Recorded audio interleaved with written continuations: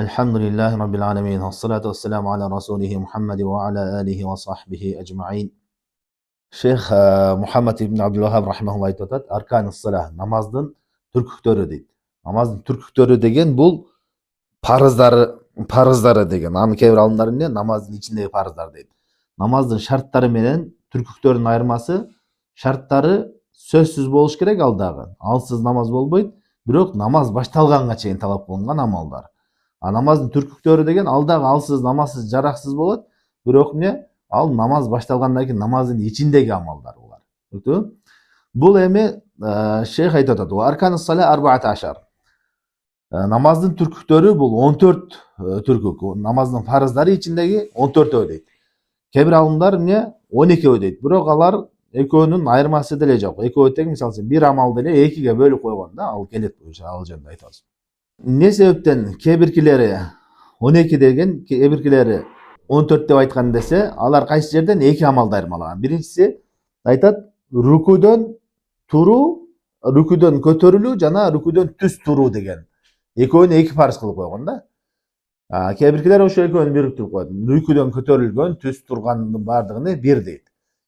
Рүкүдөн мындай туруп баратканыңды өзүнчө эме кылат, анан рүкүдөн турганы түз турганга чейин дегенди өзүнчө парыз кылат. Ошол сыяктуу эле сажданы дагы. Саждадан турганда, саждадан башты көтөрүүнү өзүнчө бир парыз, түздөлүп отурганга чейинкини өзүнчө парыз кылып коет. Экөөнү бириктирип койгон жеңил элек. Рүкүдөн туруу, саждадан туруу дегенде. Ошондо 12 парыз болот. Түшүндүңбү? 12 түркүгү болот. Биринчиси, муну иншалла катарынан далилдер менен эскерип кетебиз. Иреттеп жазып алсаңыздар жеңилирээк болуш үчүн. Анан иншалла шейхтин сөздөрүн окуйбуз. Шейх Мухаммед ибн Абдул-Ваххаб баратып эле ар бир түркүктү тафсирлеп чечмелеп кетет да. Ошон үчүн анда биз тартипти жоготуп алабыз. Ошон үчүн биринчи тартип менен айтайлы, анан шейхтин сөздөрүн окуйлу. Биринчиси эмне? Ал-кыям, намазды туруп окуу. Бул намаздын фарыздарынан. Намаздын фарыздарынан рүкүндөрдү кирерден мурда намаздын кайсы бир рүкүнү унутулуп калып кеткен болсо да, атайлап таштасаң намазың бузулат. Унутуп калып кеткен болсоң, аны кайра аткарышың керек, анан сажда саху, артынан сажда саху кылыш керек болот. Түшүндүңбү? Мисалы үчүн бир рекетте Фатиханы окубай калдың, унутуп калдың. Рүкүгө барганда эстеп калсаң, рүкүгө барганда кайра туруп Фатиханы окуп, кайрадан рүкү кылышың керек. Же болбосо экинчи рекетте эстеп калсаң, биринчи рекетте Фатиханы окуп атырмын деп, же болбосо дагы бир фарз амалды аткарбай калыпмын десең, анда ошол рекетти жараксыз кылып, экинчи рекетти биринчи рекеттин ордуна өтүрөсүң да. Түшүндүңбү? Ошондой бул намаз рүкүнү жок, түркүктөрү жок болуп калса, атайлап кудуретиң бар болуп туруп атайлап таштаган болсоң, анда намазың жараксыз болот. Эгер унутуп калып таштасаң, аны сөзсүз аткарыш керек болгон амалды ошол рүкүн дейт, фарыз дейт. Биринчиси ал-кыям, ошо намазды туруп окуу. Бул кудурети бар адам, десе чың адам туруп окуш керек. Эгерде кудуретиң жетип туруп, эч жериң оорубай туруп, отуруп окуп алган болсоң, анда столго отурасыңбы, жөн отурасыңбы, ал намаз жараксыз болот. Аллах Таала Куранда айтат: "Вакуму лиллахи канитин". Аллах Таала үчүн эмне? Канитин, канит болгон абалда, көп ибадат кылган абалда тургула дейт. Жана пайгамбар саллаллаху алейхи вассалам Аймран ибн Хусейн деген сахаба риваят кылган хадисте салли каиман, намазды туруп окугун. Фа иллам тастати фа каидан, эгерде туруп окуй албасаң, отуруп окугун дейт. Бул туруп окуу фарыз экендигинде алымдардын арасында ижма болгон, эч кандай талаш жок. Ижмадын ким? Ибн Абдул-Бар, Ибн Кудама деген бир нече алымдар эскеришкен. Демек, туруп окуу бул фарыз, кудурети жеткен адам үчүн. Ал эми нафил намазды болсо, нафил намазды отуруп окуса болот. Кудуретиң жетип турса дагы, сүннөт намаздарды, нафил намаздарды отуруп окусаң болот, бирок кудуретиң жетип туруп отуруп окусаң, анда сообу эмне болот? Жарымындай болот. Мисалы үчүн жөн эле нафил намаз окудуң, туруп окуганга караганда отуруп окуганын сообу жарыты аз болот. Бирок бир адам нафил намаздарды дагы кыямул лайл бүт туруп окуп жүрөт, бирок оорунун себебинен тура албай калып отуруп окуган болсо, ал үчүн сообу толук болот. Хайсы келе пайгамбар саллаллаху алейхи вассалам кайсы бир бенде бир амалды кылып жүргөн болсо, эгерде сапар себептүү же оору себептүү ошону аткара албай калса, ага эмне? Толук аткарылгандын сообу берилет дейт. Нафил намаздарды отуруп окуган болот, бирок сообу аз болот. Ал эми туруп окуганда, туруп окуу фарыз дедик, фарыз намаздардан. Кайсы абалда отуруп окуганга уруксат берилет десе, Эгерде ошол оорулуу болуп, оорунун канчалык деңгээлде, дабит, так, чеги канчалык деңгээлде оору болуш керек дегенде алымдар айтат, ошол нерсенин аябай ага оор машаккат болсо, ошо турган болсо аябай буту ооруй турган болсо, же болбосо эмне оорчулук өтө эле машаккат болуп аткан болсо да, анткени шариятта эреже бар, ал машакка тажрибут тайсир дейт. Эмне оорчулуктар шарият оорчулуктарды жеңилдетүү менен келген да, жеңилдикти алып келет дейт. Демек биринчи фарз эмне экен? Туруп окуу. Экинчиси такбиратул ихрам, намазды баштаганда Аллаху акбар деп ачабыз го намазды. Ошол фарз болот, намаздын фарыздарынан. Бул жалпы 4 мазхабтен деле ушуну фарыз деп айтышкан. Имам Малик, имам Шафи, имам Ахмад рахмалла. Абу Ханифа рахмалла, Ханафи мазхабында болсо эмне? Алар шарт деп айтышкан, намаздын шарттары депчи. Кээ бир ойлору Ханафи мазхабында кээ бир алымдары фарыз деп айтышат, рукун деп айтышат. Кээ бир алымдар эмне? Шарт деп айтышат. Буга дагы далилдерден Абдуллах ибн Масуд радыйаллаху анху да келет. Тахримуха ат-такбир ва тахлилуха ат-таслим. Намаздын ачкычы эмне? Арам кылуучу нерсе, намазды арам кылуучу нерсе. Мындайча айтканда сүйлөөнү, кыймыл аракетти тыюу сала турган нерсеси бул такбир дейт. Ат-такбир деп, ошо такбираtul ихрам дейт. Анан намаздын ачкычы бүтүрүүчү нерсеси бул салам берүү менен бүтөт дейт. Бул ушул мааниде хадисте келген, бирок Аллаху алам ал хадис сахих эмес. Бул Абдуллах ибн Масуддун сөзү, ушундай сахих сөзү бар. Үчүнчүсү болсо, экинчи фарз такбиратул ихрам, түшүнүңүздөр. Аллаху акбар деп намазды баштагандагы колду көтөрүү эмес. Колду көтөрүү бул сүннөт. Аллаху акбар деген да. Такбиратул ихрам дегенде ошо Аллаху акбар деп баштаган сөз ошол фарз болуп эсептелет. Үчүнчүсү кыраатул фатиха. Фатиха сүрөсүн окуу бул эмне? Фарз, түркүк. Алымдардын арасында ижма болгон, бир пикирге келишкен, Курандан бир бөлүгүн окуу, кайсы бир аят болбосун, бир бөлүк окуу, бул ушул фарз экендиги, важип экендиги талашсыз. Бирок ошол Курандан бир бөлүгү кайсы болуш керек дегенде жумхур алымдар, жумхур дегенде жалпы көпчүлүк алымдар, имам Малик рахмалла, имам Шафи, имам Ахмад деген бир нече алымдар, алар ошол Фатиха деп айтышкан да. Ханафи мазхабында болсо эмне дейт? Ал Курандын кайсы бир бөлүгү болсо дагы окуса болот, бирок Фатиханы окуу сүннөт дейт. Туурарагы ошо Фатиха бул фарз. Анткени пайгамбар саллаллаху алейхи ва саллям Бухари Муслимде келген хадисте Убада ибн Самит деген сахаба риваят кылат. Ла салата лиман лам яқра би уммул Куран. Кимде ким намаз Курандын энесинен максат эмне? Фатиха сүрөсү окуган эмес болсо анын намазы жараксыз, намазы жок деп айтат да. Бул хадис эмне? Ошол Курандан окуу ошол Фатиха максат экендигине далил болот. Демек, үчүнчү фарыз Фатиханы окуу. Ханафи мазхабында Аллаху алам, алар ушундай айтышат. Аллах Таала Куранда айтты: "Фaqra'u ma tayassara minal Qur'an." Курандан силерге жеңил болгон бир аз окугула деди да. Бул намазга тиешелүү бул аят. Ал жерде жалпы эле айтылды. Фатиханы айткан жок. Ма деген бул альфазул умум деп коет. Жалпы бар экенет. Курандан окугула бирдеке деген мааниде да. Бир аят кайсы эме болсо да. Демек бул аяттын өкүмү күчтүү, аятты хадис менен эмете албайбыз. Ошон үчүн эмне? Курандан кайсын окуса да болот деп айтат да. Негизи аятты чечмелөөчү, баяндоочу бул хадис, пайгамбар саллаллаху алейхи ва саллям хадистери. Курандын кайсы бир бөлүгү болсо окугула деди. Ошол аяттан максат эмне? Фатиха экендиги пайгамбар саллаллаху алейхи ва саллям баяндап берип атат. Төртүнчүсү болсо руку кылуу. Руку бул төртүнчү фарз, рукун. Аллах Таала Куранда айтат: "Я айюхаллазина аману рукау васжуду." О иман келтиргендер, Аллах Таала эмне? Руку кылгыла жана сажда кылгыла деди. Жана ошондой эле Сахих Бухари Муслимде келген хадисте пайгамбар саллаллаху алейхи ва саллям: "Суммарка хатта ta'tadila raki'an." Андан кийин тегиз рукуга турганга чейин руку кылгын деп айтты. Бул руку фарз экендигинде эч кандай талаш жок. Алымдардын арасында ижма бар. Бешинчиси болсо warraf'u minhu. Ошол рукудөн кайра көтөрүлүү. Кээ бир алымдар ушуну эки фарз кылат ушул жерде. Рукудөн турууну өзүнчө фарз кылат, анан рукудөн тургандан кийин түздөлүүнү өзүнчө фарз кылат. Биз кыскача ушу жалпы эле эмне рукудөн турууну, түз турганга чейин туруу өзүнчө бул бир фарз. Буга далилдерден пайгамбар саллаллаху алейхи ва саллям бир кишиге намазды үйрөткөндө эмне деди? Summa rfa hatta ta'tadila qaiman. Andan keyin rükû kılgandan keyin түз turganга чейин turgun deb buyruk berdi. Altınçısı bolsa ne? Bu sajda kılуу. Allah Taala Kur'an'da aytadi: "Ya eyyuhellezine amanu ka'u vesjudu." O iman keltirgenler rükû jana sajda kılgıla dedi. Bul da alımların arasında talaşsız bolgon icma meselelerden. Жетинчиси wal julusu anhu. Eki sajdanın ortasında oturu. Eki sajdanın ortasında oturu bul dagı farz. Bu gadagın oşo hadiste kelgen Peygamberimiz jana bir kişiге namaz үйrөткөндө sajdanın ortasında otur dep үйrөттü. Bul oşo İmam Şafii jana İmam Ahmad'ın oyunda oşunday rükün, farz dep aytышат. Andan keyinкиси wat tuma'ninatu fi hadhihi al-arkan.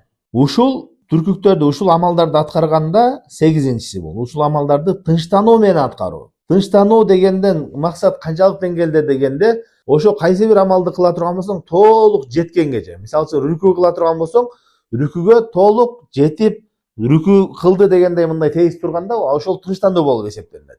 Эгер даматып барып туруп эле колуң тизеңе тийип эле кайткан болсоң, анда ал тынчтануу болбойт. Кайра турганда, рүкүдөн турганда дагы толук түз турганда тынчтанды болуп эсептелет. Анан туруп жакшы жетип жетелеге эле кайра эле кеткен болсоң, анда эмне? Ал тынчтануу болуп эсептелбейт. Демек ушул амалдарды тынчтануу менен кылыш керек. Туманина деген бейпилдик, тынчтык болгонго чейин да. Эгерде кайра эле монда кыймылдай бере турган болсо, бат кылып, анда эмне? Анда ал тынчтануу болбойт, туманина болбойт. Мындайча айтканда шашпай, жай аткарыш керек деген мааниде. Андан кийинкиси wat tashahhudul akhir. 9-нчысы бул не? Акыркы ташаххуд. Эгерде 2 рекеттүү намаз болгон болсо, 2-нчи рекеттин аягында ташаххудду окуу бул не? Фарыз болуп эсептелинет. Эгерде 4 рекеттик намаз болсо, 4-нчи рекеттеги ташаххуд ошол фарыз болот. Пайгамбар саллаллаху алейхи ва саллям айтты: "Иза ташаххада ахадукум фис-салат фалякул ат-тахияту лиллах." Эгерде бирөөңөр намазда ташаххуд окуган болсо, ушул ат-тахияту лиллах деген ушуну айтсын деди. 10-нчысы болсо, вал жулусу лаху. Ошо ташаххудка отуруу өзүнчө фарыз. Ташаххудка отуруу өзүнчө фарыз, отургандан кийин ташаххудду окуу өзүнчө фарыз. Түшүндүңүзбү? Бул 10-нчысы. Бул дагы алымдардын арасында талашсыз болгон ижма маселелерден. 11-нчиси wat taslimatul ula. Оң жака салам берүү фарыз. Оң жака салам берүү ушул фарыз. Биринчи эмеси фарыз. Ал эми экинчиси болсо бул сүннөт. Буга далил ошо Абдуллах ибн Масуд деген сахаба айтты. Намазды арам кылуучу нерсе такбир, адал кылуучу нерсе эмне? Таслим, салам берүү деди. Бул сахабалардын арасында талашсыз болгон ижма маселелерден. Андан кийинкиси 12-нчиси, акыркысы бул не? Ушул амалдарды жогоруда эскерилген тартип менен аткаруу. Биринчи такбиратул ихрам, Фатиханы окуу, рүкү кылуу, рүкүдөн туруу, сажда кылуу, саждадан туруу, ушундай намазды тартиби менен окуу. Эгерде бирин алмаштырып кое турган болсо, тартибин бузуп аткара турган болсо, анда ал намаз жараксыз болот. Түшүнүктүүбү? Ушул 12 фарызы. Намаздын 12 түркүгү.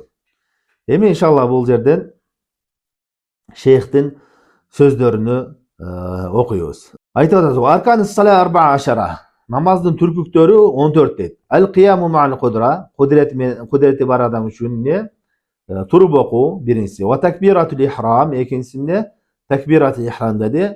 Үчүнчүсү ва кыраатул фатиха, жана фатиханы окуу деди.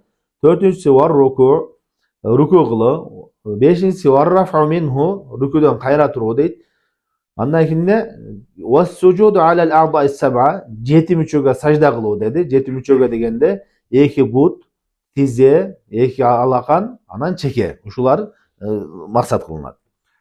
Вал i'тидалу минху, жана рукудан саждадан кайра туруу. Вал жалса байна саждатайн, жана 2 сажданын ортосунда отуруу дейт.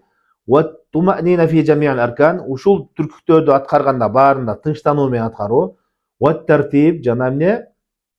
Ушулар тартип менен аткаруу. Ва ташаххудул ахир, акыркы ташаххуд. Вал жулусу лаху, ал үчүн отуруу дейт. Ва салату аля наби саллаллаху алейхи ва саллям ва таслиматан. Жана пайгамбар саллаллаху алейхи ва салламга салават айтуу жана 2 салам деп айтты. Бул жерде эмне? Биз айткандан айырмаланганы бул алым пайгамбар саллаллаху алейхи ва салламга салават айтууну кошуп атат. Бул негизи фарыз эмес, Аллах алам, туура ой боюнча. Жана таслиматан 2 салам деп атат. 2 салам эмес, 1 салам эле фарыз деп айтты. Түшүнүктүбү? Эми ушуну өзү чечмелеп айтат. Ар-рукнул аввал ал-қиям мa'al qudra ва далил qawluhu ta'ala. Birinchi farz kudret менен туруу dedi. Alloh taolo Qur'onda aytdi: "Hafizu alas salavati vas salatil usta va qumu lillahi qanitin." Силер намаздарды сактагыла жана ортоңку намазды сактагыла. Жана Аллах Таалага ибадат кылган абалда тургула dedi. Экинчиси айтат: "Ас-сани такбиратул ихрам ва далил хадис tahrimuha takbir ва tahliluha at-taslim." Экинчиси такбиратул ихрам, мунун далили дейт, Пайгамбарыбыздын сөзү, намазды арам кылуучу нерсе такбир, адал кылуучу нерсе таслим деген сөзү dedi. Ва ба'даха al-istiftah ва хува суннатун. Эми ошол такбирден кийин, такбиратул ихрамдан кийин истифтах дуасы окулат. Бул сүннөт дейт. Ал эмне? Каул субханака Аллахумма. Кайсы сөз экен? Субханака Аллахумма ва бихамдика ва табаракасмука ва та'ала жаддука ва ла илаха гайрук деген зикир dedi. Эми ошону шархтайт. Ва ма'на субханака Аллахумма. Субханака Аллахумма дегендин мааниси дейт: "Ай уназзихука ат-танзиху лаиq би жалалика." О Аллахым, мен сени өзүңө тактуу болгон бардык кемчиликтерден аруулайм дейт. Мен сенин бардык кемчиликтерден аруусун, тазасың деген мааниде дейт. Ва бихамдика ай санаун алейк. О Аллахым, ва бихамдика деген сөз сага мактоолор болсун деген маани. Ва табаракасмука деген мааниси дейт: "Ай ал-баракату налу би зикрик." Береке сени зикир кылуу менен келет. Береке эмне? Сени зикир кылуу менен келет деген. Ва та'ала жаддука дегендин мааниси: "Ай жаллат азаматик." Сенин улуулугуң эмне? Ачык айкын болду деген мааниде. Ва ла илаха гайрук, ай ла ма'буда фил арди ва ла фис сама бихаққин сивака я Аллах. Ва ла илаха гайрук дегендин мааниси: сенден башка жер асманда эч кандай сыйынууга татыктуу зат жок деген мааниде dedi.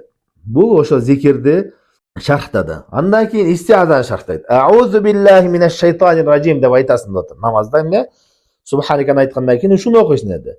Мана аузунун мааниси: алузу ва алтажи ва атасим бика я Аллах. Өзүң менен пана тилейм, коргонуу тилейм, өзүң менен сактанамын. Неден? Минаш шайтан, шайтандан, каргышка калган, al-matruд al-mub'ad an rahmatillah, Аллахтын райымынан куулган, каргышка калган шайтандын зыянынан. La yadurruni fi dini wa la fi dunyaya. Менин динимде дагы жана дүнүйөмдө дагы эч кандай зыян бербесин деп өзүңдөн пана тилейм деп айтып атат. Аузу биллахи минаш шайтанир ражимдин мааниси dedi. Андан кийин айтты: "Ва qira'atul Fatiha ruknun fi kulli rak'a kama fi hadith la salata liman lam yaqra bi Fatihatil kitab wa hiya ummul Qur'an." Андан кийинки рукун qira'atul Fatiha, пайгамбарыбыз айткан, ким Фатиханы окубаган болсо анын намазы жок деп айтты. Ал эмне? Курандын энеси dedi. Эми Фатиханы окууда дагы бир маселе, имам артында дагы окуш керекпи дегенде, негизи бардык намаздарда ар бир адам окуш керек. Имам да окуш керек, имам артында дагы окуш керек. Бир гана учурда имам артындагы окубайт, ал кайсы учурда? Эгерде имам үнүн чыгарган рекеттерде болсо.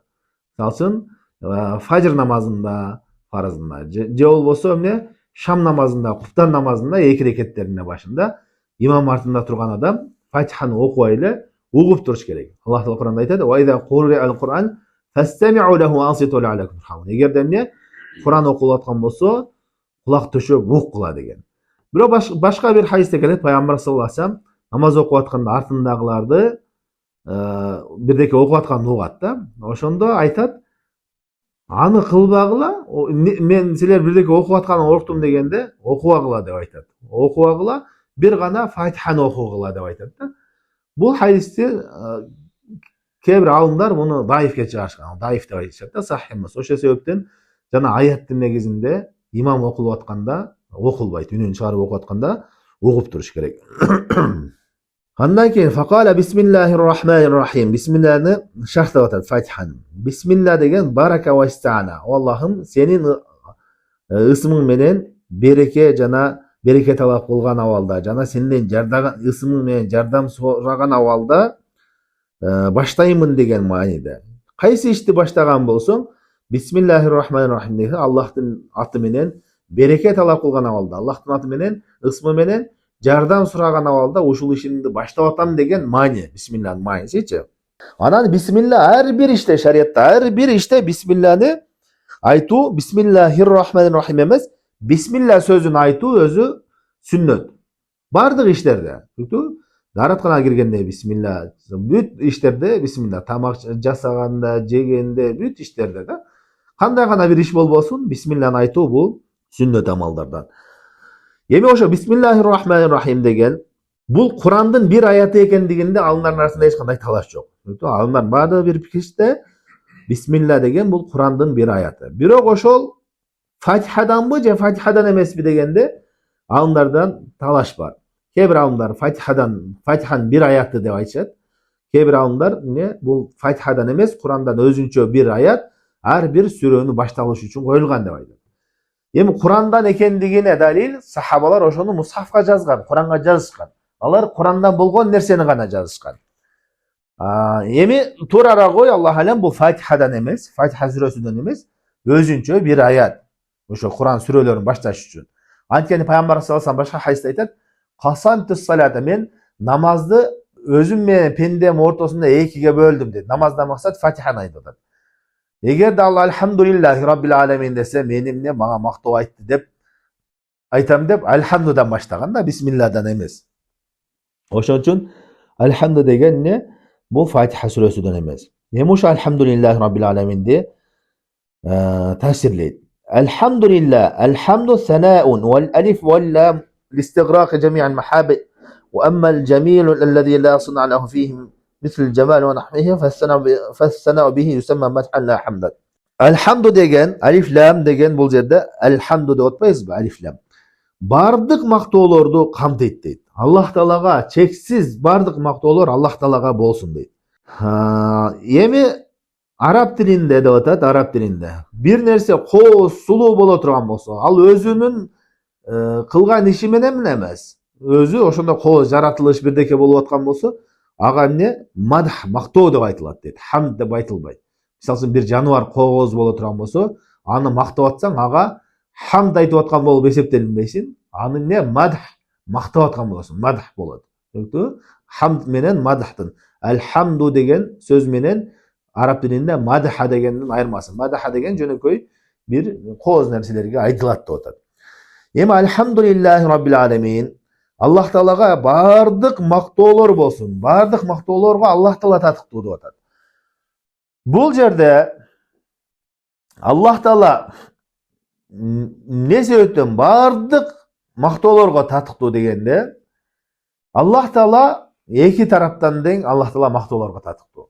Негизи бирдекени мактасаң, бирдекеге мактоо айта турган болсоң, разылык билдире турган болсоң, эки себептен мактоо айтылат да. Биринчиси, ал көп жакшылык кылган болсо, сага жакшылык кылган болсо, берешен болсо, жакшы иштерди көп кылган адам болсо, ага мактоо айтылат, жыңбы? Экинчиси, ал жакшылык кылбаса да өзү затында, жаратылышында кооз боло турган болсо.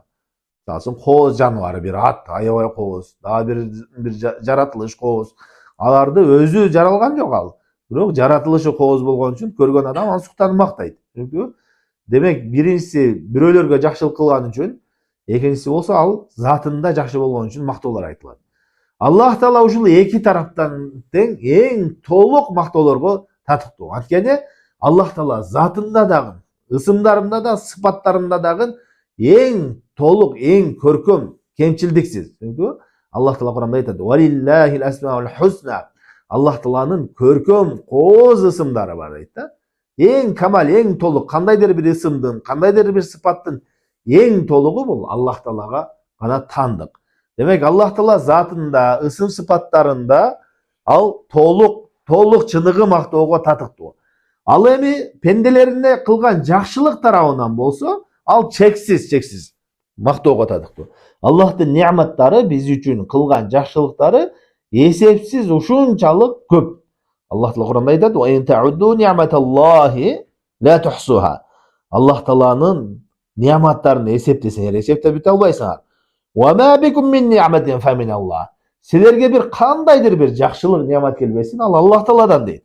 Демек, бизге чексиз жакшылыктарды берип атат, чексиз неаматтарды берип атат. Ошонун бардыгы бул Аллах Тааладан. Аллах Тааланын Жада калса пендеге кыйынчылык берген сыноолору дагы неамат. Көпчүлүк адамдардын башына сыноо келет, кыйынчылык келет, түйшүк келет, башка келет. Аллах Таала ошол нерседе райымдуулугунан, мээримдүүлүгүдөн ушу бендем күнөөлөрү кечилсин, ушуга сабыр кылсын, күнөөлөрү кечирсин. Же болбосо Аллах Тааладан алыстап кеткен биринде болсо, мени эстесин, Аллах Таала тооба кылсын. Бул не ушул бойдон кетип куурап жок болуп түбөлүктүү бактысыз болуп кетпесин деген абалда. Аллах Таала бизге эмне кыйынчылыкты да сыноонун бардыгыны райымдуулугу менен. Мунун бардыгы Аллахтын неаматтары. Демек Аллахтын бизге берген неаматтары чексиз, ошон үчүн ал бардык мактоолорго татыктуу. Раббил аламин, аламдардын Раббысы дейт. Ар-Рабб деген мааниси дейт. Ар-Рабб деген сөздүн мааниси хуал ма'буд ал-халиq ар-разиq ал-малик ал-мутасарриф. Мурабби жами'ал халqa бин ни'ам. Раббтын мааниси биринчи ал сыйынылуучу деген мааниде. Жаратуучу, ырыскы берүүчү, ээлик кылуучу, башкаруучу, бардык аламдарды жакшылыктар менен тарбиялоочу деген мааниде дейт. Рабб деген сөздүн мааниси. Бул жерде бир маселе, Рабб деген сөз шариатта, Куранда дагы Рабб деген ма'буд деген мааниде келет. Ма'буд деген эмне? Сыйынылуучу деген мааниде. Сыйынылуучу зат деген мааниде келет. Түшүндүңбү? Мунун кандай пайдасы бар? Бул чоң суфилердин чоң шубасына жооп берет. Биз айтып атабыз, эң негизги таухиддин бөлүгү кайсы дегенде таухидул улухия. Пайгамбарлар Аллахты ибадатта жалгыздоо үчүн чакырып келген деп айтасыңбы? Ибадатта ширк кылбай жалгыз өзүнө сыйынуу үчүн. Анткени мушриктер Аллах Тааланы таанышкан, Аллах Таала жаратуучу, ырыскы берүүчү деп таанышкан, пайгамбарыбыз ордунда капырлар да таанышкан. Бирок Аллах Таалага ибадатта шерик кылышкан. Ошону пайгамбар саллаллаху алейхи вассалам эмне деди? Силер таныган Аллах Таалага жалгыз Аллахка сыйынгыла деп чакырып келди. Биз ушундай деп айтсак, кээ бирки жамааттар айтат. Анан андай болсо, таухидул улухия ушундай негиздүү экен, пайгамбарлар ошого чакырып келген экен, эң негизги максаты ошол экен. Не себептен кабырда ман раббук деп суралат. Раббың ким деген суроо болот. Илахың ким деп суроо болбойт деп айтышат. Анткени хадисте келген. Ман раббук деп суралат. Кабырда ар биринде. Алар айтат, рубубият бул, Аллахты танытуу бул эң негизги маселе. Таухидул рубубия ошол негиздүү. Пайгамбарлар мына ошого чакырып келген деп айтат. Чынында таухидул рубубияны Абу Жахл, Абу Лахаб дагы мойнуна алган. Азыр мисалы үчүн кээ бир жамааттар чакырып жүргөн таухид, рубубият, Аллахты тааныш керек, Аллах жаратты, Аллах рызкы берет деген ошону кайталап айтып жүрсөң, аны эмне Абу Жахл, Абу Лахабты тургузсаң, алар эмне сүйүнбөк. Биздин акыйдабызга чакырып атат, эч кандай каршылык жок депчи. Болгону эмне? Алар улухиятта каршы келишкен. Эми кабырда ман раббук деп не себептен суроо болот дегенде, Рабб деген сөз, мабуд, илах деген сөздү билдирет. Түшүнүктүбү? Анткени Аллах Таала Куранда айтат: "Я юхаллазина аману у'буду раббакум." О иман келтиргендер, өзүңөрдү Раббыңарга сыйынгыла деп атат. Раббыңарга сыйын, мындайча айтканда, ошо сыйынуучу затыңарга сыйынгыла деп атат. Ман раббук дегенде, сени жараткан кийин сага рызкы ким берди, сен кимге сыйынгансың деген маанини бардыгын камтыйт. Андан кийин Элхамдулиллахи раббил аламин. Ал-аламин деген сөз, аламдар деген сөз кыргызча койдорбуз. Аламдар деген. Аламдардын Раббысы деген. Айтат: "Куллу ма сиваллахи аламун ва хува раббул жами'." Аллах Тааладан башка нерсенин бардыгы алам болуп эсептелет. Жин аламы, инсандар аламы, өсүмдүктөр аламы, хайванаттар аламы, бүт бардыгы, жан жаныбар аламы. Кыскасы махлукат, Аллах Таала халик, жаратуучу. Ал эми махлук жаралынганын бардыгы алам деп аталат. Аламдардын саны чектелген эмеспи десе, ал чексиз, Аллах алам. 18 миң эмес, ал чектелбейт. Билбейбиз биз баарын. Ва хува раббул жамиа. Эми Аллах Таала ошолордун баарынын ээси, баарынын Раббысы. Кандай махлуктар болгон болсо. Андан кийин Ар-Рахман деди. Рахматун амматун жамиал махлукат. Ар-Рахман деген сөз, Ар-Рахман Рахим деп, Ар-Рахман деген бул Аллах Тааланын бардык махлукаттарга, айбанаттарга дагы, капырларга дагы бардыгынын райымдуулугу дейт. Ушул ысмынын негизинде, ушул сыпатынын негизинде, рахмат сыпатынын негизинде бардык махлукаттарга райымдуулук кылат. Ар-Рахим деген бул да райымдуулук, беримдүүлүк деген бул не? Жеке момундарга тиешелүү дейт. Мусулмандарга тиешелүү. Аллах Таала Кур'анда айтат: "Ва кана бил муъминина рахима." Аллах Таала момундар үчүн не райымдуу, мээримдүү деп айтып атат. Малики яумиддин. Кыямат күндүн падышасы, ээси деп атат. Яумуддин деген яумул жаза вал хисаб. Жаза, эсеп кысап болуучу күн. Яумун куллун южази би амалихи ин хайран фа хайрун. Ал күнү дейт, ар бир адам не кылган ишине сыйлыгын же жазасын алат. Эгер де жакшы болгон болсо, жакшы жазасын алат. Ва ин шарран фа шаррун. Эгер де жаман амал кылган болсо, ал жаман жазасын алат. Ва далилу каулуху таала. Буга далил Аллах Таала айтты: "Ва ма адрака ма яумуддин." Сен билесиңби яумуддин эмне? Сумма адрака ма яумуддин. Yevme la temliku nefsun li nefsin şey'e vel emru yevme izin lillah. Al günü şunday gün deyit. Bir nafs özün nafsına eşteke eylik kıla albaydı. Mındayça aytkanda al жерде eç kim eştekege eylik kıla albaydı.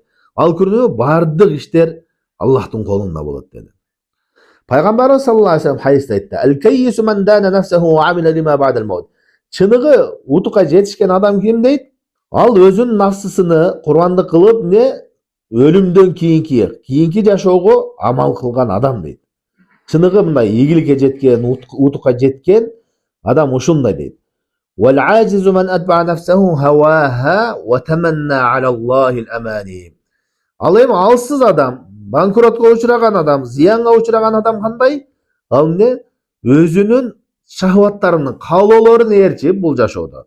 Анан Аллах Таалага ушундай мечтать этип, Аллах Таала мага ушундай кылат. Буйрса мындай бейишке кирем, буйрса мындай тозоктон кутулам деп жөн эле сар санаалар менен, ойлор менен, мечталар менен жүргөн адамдар дейт да. Демек, бир нерсеге ийгиликке жетиш үчүн, акыретте деле ийгиликке жетиш үчүн адам баласы амал кылыш керек. Амал менен гана болот. Бул жашоодо дагы, дүйнөлүк иштерибизде дагы, акырет иште дагы ошондой. Эгерде аракет болсо, берекет болот. Фил харакети барака деп койот арабча. Эмне? Аракетте берекет бар дейт да.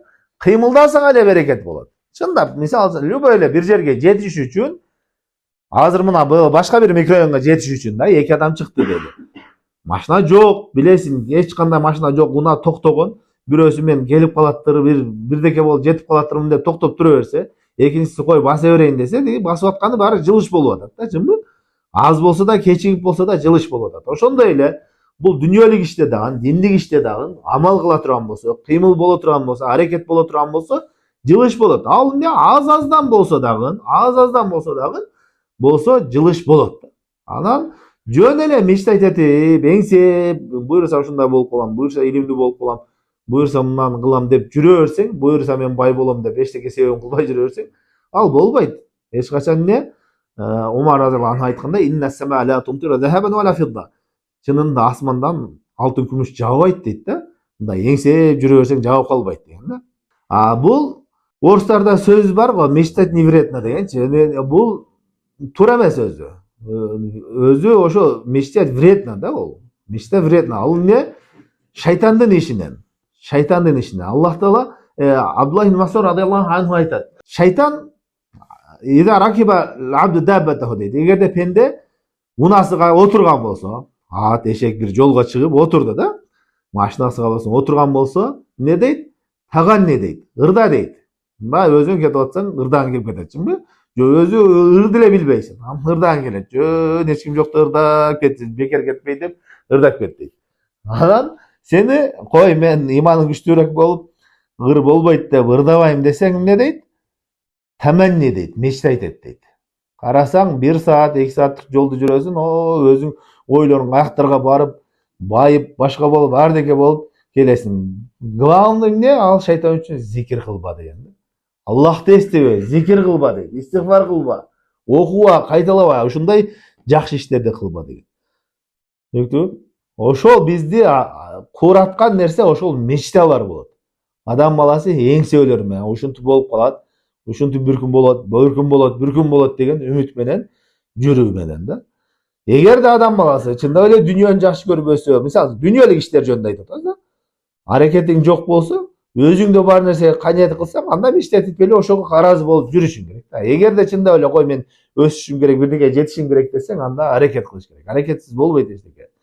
Тура Аллах Таала ырыскын ар кимге ар кандай берет. Кээ бир учурларда кээ бирлерге жеңил жол менен берип коюшу мүмкүн. Бир жеңил себептер менен да көп деле аракет кылып. Бирок основной ахли-сүннат вал жамааттын этикаты өзүнде себептин негизинде болот да. Себептерди кылышың керек. Андан кийин айтат: "Iyяка набуду" деген не? Ай ла набуду гайрака ахдун байнал абди ва байна раббихи алла ябуда илля ия. Iyяка набуду деп биз ар бир рекетте айтып атабыз дейт. О Аллахым, өзүңө гана сыйынабыз, өзүңдөн башка эч кимге сыйынбайбыз деп Аллах Таалага уада кылып атат. Пенде менен Аллахтын ортосунда уада дейт. Сага гана сыйынам, сенден башка эч кимге сыйынбайм деген уадасын берип атат деп. Ва iyяка настаин, жана өзүңөн гана жардам сурайм деп бул дагы пенденин Аллах Таалага болгон уадасы дейт. Бул ушул тавхидул улухия. Адам баласы жалгыз Аллах Таалага сыйынууга буйрулган, жалгыз Аллах Таалага кулчулук кылууга буйрулган, ибадаттын баардык түрүнү Аллахка гана арноого буйрулган. Ушул нерсе жашоодогу адамдын максаты, жаралуудан болгон максаты. Аллах Таала Куранда айткандай: "Ва ма халактул джинна вал инса илля лиябудун." Мен жиндер менен инсанды жалгыз өзүмө сыйынуулары үчүн гана жараттым дейт да. Демек, ушул сүрөдөгү ушул сөз, iyяка набуду деген сөз адам баласынын жаралуудан максаты, бул аламга келүүдөгү максаты. Көптөгөн адамдар максатын таппай жүрөт да жашоодо. Жашоодо эмне? Бир ийгиликке жетиш керек, бир жактан ийгиликке жетиш керек, аты чыгыш керек, башка болуш керек. Ар кандай максаттарды коюп жүрөт. Жок, негизги максат Аллах Таалага кулчулук кылып, ибадат кылып, ошо Аллахтын ыраазылыгына жетип, тозоктон кутулуп бейишке кирүү деген. Мындай айтканда, бул дүйнөдөн мен өлүп атканда Аллах Таала менден ыраазы болгон абалда өлөйүн деген жашоодогу эң негизги максат ошо болуш керек. Бардык бенденин. Ал эми башка иштериңдин, дүйнөлүк бардык иштериң ошол нерсеге жеткирүүчү курал болуш керек. Бирөөгө жардам берсең эмне? Ыхластуулук менен ушуга жардам берип койсом, Аллах Таала менден ыраазы болот. Ата-энеме кызмат кылсам, Аллах Таала менден ыраазы болот. Үй бүлөмдү камсыз кылсам, Аллах Таала менден ыраазы болот. Бала чакама жакшы мүнөздө болсом, аларга жакшы тарбия берсем, Аллах Таала менден ыраазы болот. Бир туугандарыма жакшы мамиледе болсом, Аллах Таала менден ыраазы болот. Кедейлерге жардам берсем, Аллах Таала менден ыраазы болот. Ушундай болсо, ушундай максат болсо, мына ошол адам чыныгы бактылуу адам. Бирок бул жашоодогу эң кыйын нерсе. Айтылышка оңой, ушуну аткаруу эң кыйын нерсе. Себеби шайтан ушунга катуу күрөшөт. Ыхластуулукту жоготууга күрөшөт. Адамдарды эмне кылат? Биринчиден сени бирдеке амал кылдырбаганга аракет кылат. Жанагындай мечтат этип жүрө бергенге. Эгерде кой деп өзүңдү жеңип эптеп амалга кылайын деп аракет кылып баштасаң, амал кылганда ыхласыңды жоготууга аракет кылат. Ыхлассыз кылдырганга аракет кылат. Эптеп ыхластуу болуп амал кылган болсоң, кылып бүткөнүндөн кийин дагы ошону өлгөнгө чейин сакташыбыз керек да биз. Сактатпай боздурганга аракет кылат. Билиндирбей мактануу башталат анан кийин. Не кээ умрада жүргөндө мындай кылдык эле, мындай дуа кылдым эле, мындай кылдым эле, акырын өтүп кеткен, өтүп кеткен нерсе айтса болор да. Аны көрүнгөнгө айтып атып, мактангандай кылып, өз чынында мен мактанып аткан жокмун дейт, бирок ошону бирөө билүүсүн каалап атат да. Бул рия деген тасмияны коет. Бирөө ошону билсе экен, мындай мен жөнүндө жакшы ойлоп калса экен ушул сөздү деген. Ал адамдын ар бири жүрөгүнүн ичинде эмне болуп атканын өзүбүз билүүчүбүз да. Неде Аллах Таала балил инсану аля нафсихи басира, адам баласы өзүнүн ичиндеги нерсени жакшыраак билет дейт. Кандай гана амал кылбайлы, ошентип буздурганга аракет кылат. Ар кандай жолдор менен да, ар кандай жолдор менен. Аны биз анан жакшы ой менен өзүбүз жаңы бузган амалды секин тууралап коебуз. Буну рия үчүн эмес, мындай айттым да деп өзүбүзгө үзүр берип оңдоп коебуз. Шайтан ошентип бизди жашоодо ошол нерседен азгырганга аракет кылат. Аллах Таала бизди мына ушул нерседе сынаш үчүн жараткан.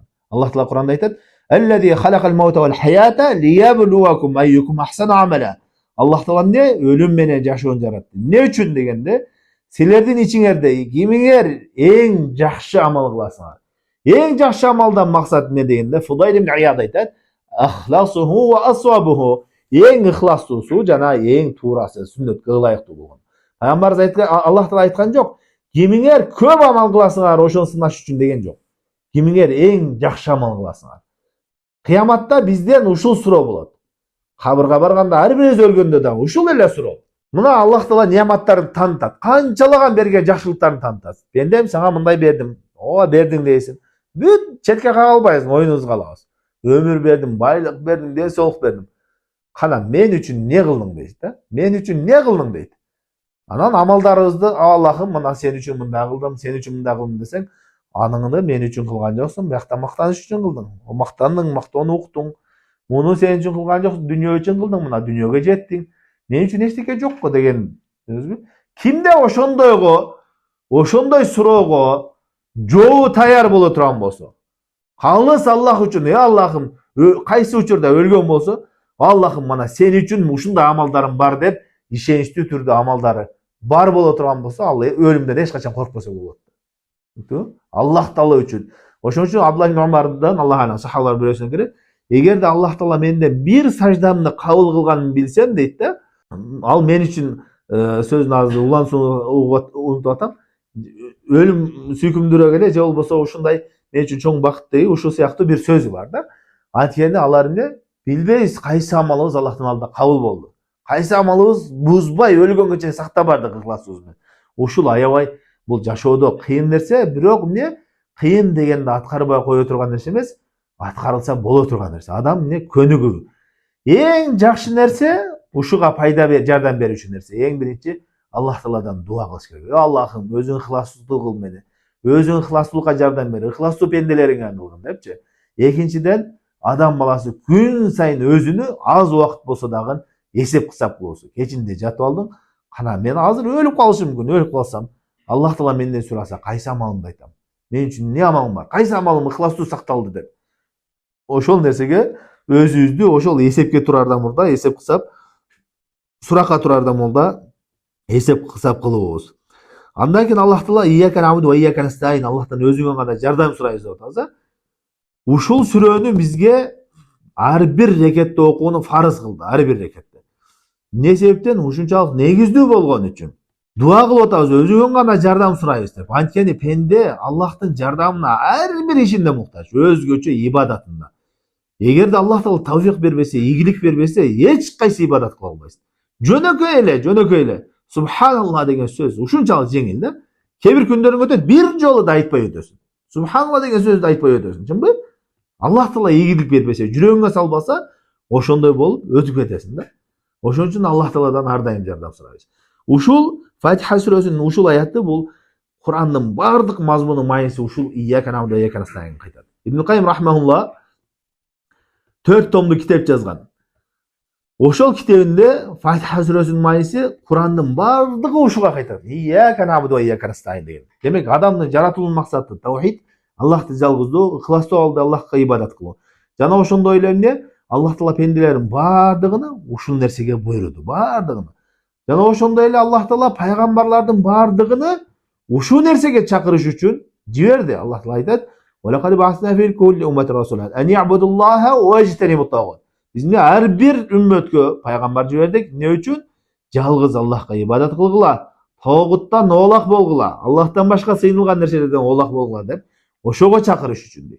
Жана ошондой эле Аллах Таала Куран, Таврат, Инжил, Забур сыяктуу китептерди ушул нерсеге, адамдарды ушул нерсени түшүндүрүш үчүн түшүргөн. Аллах Таала Куранда айтат: "Алиф лам ра китабун ухкимат аятуху, сумма фуссилат мин ладун хакимин хабир, алла та'буду иллаллах."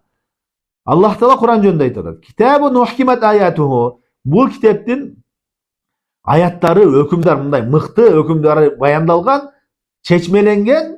Не үчүн? Алла та'буду иллаллах. Жалгыз Аллахтын өзүнө ибадат кылууңар үчүн.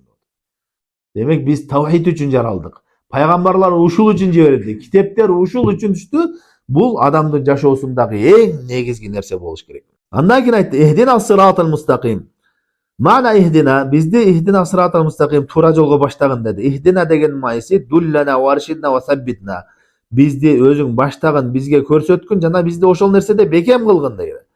Сират деген ислам деди. Ва кила ар-расул ва кила ал-Куран вал куллу хаккун вал мустаким аллади ла айважа фихи. Эми сират деген негизи сөздүк майсы жол деген майды. Бул жерден сиратал мустаким деген не дейт? Алымдар тафсиринде ислам деп айтышкан дейт. Кээ бир алымдар пайгамбар деп айтышкан, сират пайгамбардын жолу деп. Кээ бир алымдар Куран деп айткан. Мунун бардыгы туура дейт. Бул эмне? Салафтардын тафсирлери мурда да айтып өткөнбүз ушундай. Бирдекени бир бөлүгү менен тафсирлеп коет. Мисалы үчүн, Sırat-ı Mustaqim bul İslam dese İslam ne? Kur'an'da da kamtaydı, Peygamberimiz da kamtaydı, barın kamtaydı. Şimdi Peygamber dese Peygamber'in yolu Kur'an'da da kamtaydı, barın kamtaydı. Oşunda öyle ne? Kur'an degen bolsa Kur'an barın kamtaydı. Demek bular bir bölügü menen tafsirleşet. Sırat-ı Mustaqim oşo tuğra jolgo hiç kanday kıyşıgı jok bolgon tuğra jolgo baştagın dep jana oşol jolda bekem kılgın dep biz her bir namazda dua kılabız. Sıratal lezine en'amte aleyhim gayril mağdubi aleyhim veleddallin. Sıratal lezine en'amte aleyhim sen özüňe oşol kimlerge nimet kılıp bergen tuğra joluna baştagın. Kimlerge deyt? Peygamberlarga, siddiq, çılçıldarga, şahitlerge, salihlerge oşolorgo tuğra jol kılıp bergen oşol jolgo, oşolordun joluna bizdi başlagan. Allah Taala başka ayatda aytadi. "Ve men yuti'illaha ve rasule" kimde kim Allah Taalaga jana peygamberga moyun sungan bolsa, baş igen bolsa, fa ulaika ma'allazina en'amallahu aleyhim. Alar Allah Taala nimet kılıp bergen uşunday adamlar men bolat. Minen nabiyyin, peygamberlardan, siddiqin, çınçıldar, ve şuhada, şehitler, ve salihin, salih adamlar. Bu şul ayat Sırat-ı Mustaqimni tafsirlep atat. Al ne? Oşo peygamberlarga, salihlerge, siddiq, çınçıldarga Allah Taala nimet kılıp bergen jolu. Bizde oşol jolgo baştagın dep Allah Taala'dan dua kılıp her bir namazda surap atabız. Gayril mağdubi aleyhim. Mağdubi aleyhim degende Allah'tın gazabı gelgenlerden joluna baştabagın, Allah'tın açusu gelgenlerin joluna baştabagın dedi. Bu yerde alar Yahudiler. Eng birinci Yahudiler giler, Jööttөр. Jana oşolorgo okşogon. Ma'ahum ilmun ve lem ya'malu bihi. Jööttörde ilim var deyt, birok alar amal kılgan jok alga. Biz Allah Taala'dan deyt, "Tesallahu an yujannibika tariqahum." Allah Taala'dan oşolordun jolundan alыс kılıusunu surap atabız deyt. Alınlar aytsa, Yahudlar bular eng birinci oçretте kiret. Alarda ilim bolgon, amal kılışkan emes. Peygamberimizin jolu hakikat ekenini bilişken, iman keltirişken emes. Jana oşondo ele bardyk kimde kim ilim bolup amal kılgan emes bolsa, hakikatty körüp turup kelgen emes bolsa, sünnetти bilip, tawhidти bilip turup kelgen emes bolsa, al ne oşo Yahudlardın jolunu joldogon bolat. Veleddallin, dallin degen kimler dese, bular ne? Nasraniler. Ve humun nasara, bular nasaralar deyt. Ya'budunallaha ala cehlin ve balala. Alar ne? Allah Taalaga cahildiktin, ilimsizliktin, nadanlıktın negizinde, adaşın negizinde ibadet kılar. Allah Taala'dan oşolordun jolundan alыс kılууну surap atabız deyt. Bul dagы ne? Nasraniler misal. Bular birinci oçretте kiret. Birok bardyk oşolordun jolun joldogondardın jolu. Adaşkanlar kimler?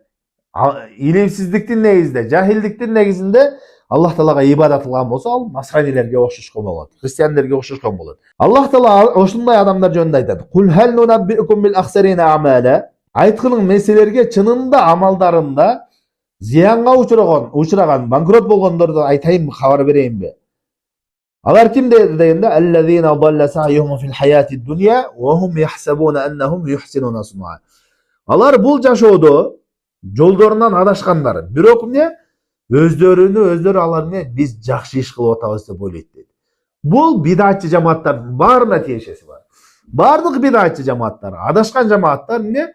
Biz jakşı işlerdi kılıp atabız, amaldardy kılıp atabız. Amalda beken biz bul meşittebiz, tiy meşittebiz deyt. Birok ne? Bidattın negizinde, şeriat körgözbögen joldun negizinde amal kılışıp atat. Alar jakşılık iş kılıp atabız deyt. Birok çınında adaşuuda jaman işlerdi kılıp atat.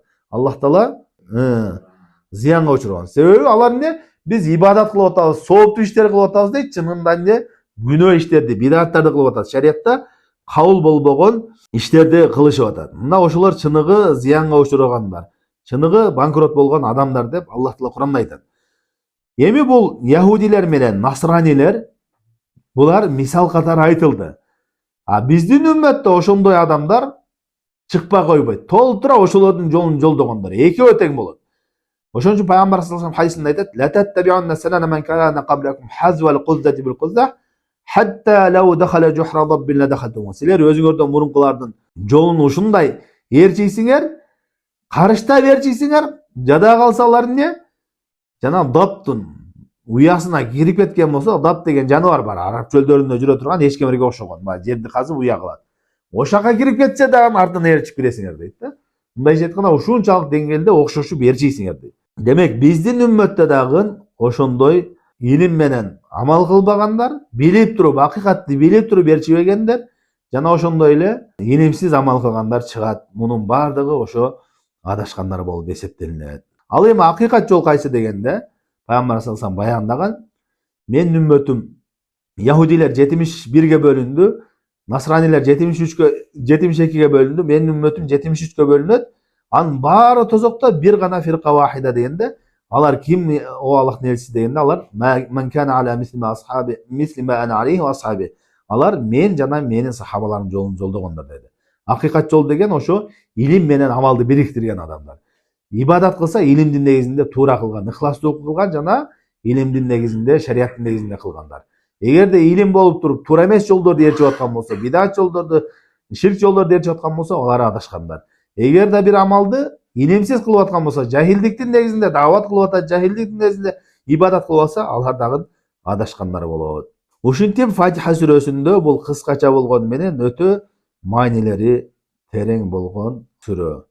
Эми ушул жерге чейин бул азыр такбират кыям, андан кийин Tekbirat-ül İhram 3. rükün Fatiha'da da. Oşonte Fatiha'nı şartlap ketdi. Andan keyin inşallah kalganını ulattatağını keyinki sabakta ulattabız. Sallallahu aleyhi ve sellem ala hayr halqi Muhammed ve ala alihi ve sahbihi ecmaîn.